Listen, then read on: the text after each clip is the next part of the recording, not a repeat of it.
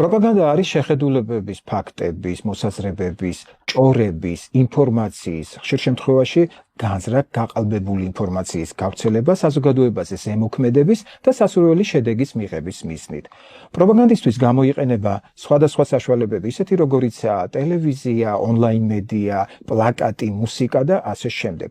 პროპაგანდა ყოველთვის ცდილობს ზემოქმედება მოახდინოს ადამიანებზე და მიიღოს ის შედეგი, რაც აუცილებელია პროპაგანდისტისთვის.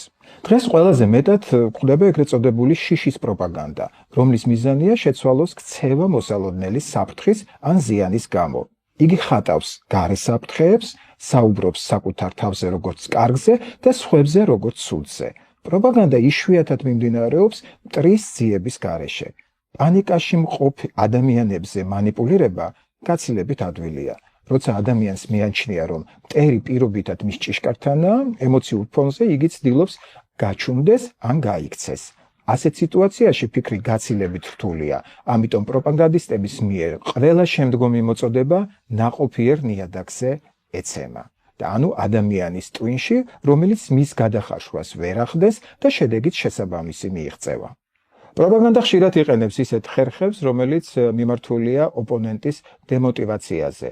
ეს არის შიშის პოლიტიკის დანერგვიდან სიძულვილის ენამდე დამთავრებული. ფართოდ არის გამოყენებული ისეთი ხერხები, რაც ადრე ითვლებოდა უხამსად. კერძოდ, უცხო ქვეყნის დიპლომატებზე დაცინვა, ან და სხვა ქვეყნის ლიდერების გაშარժება.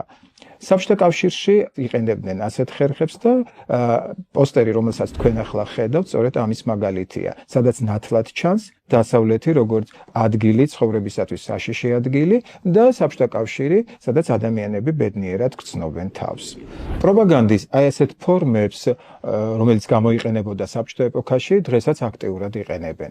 უნდა გვახსოვდეს, რომ მედიაწიგნიერი ადამიანი აუცილებლად ამჩნევს პროპაგანდას, ის აუცილებლად ამოწმებს ინფორმაციას და შესაბამისად დაცულია იმ ზემოქმედებისაგან, რასაც პროპაგანდისტები ცდილობენ.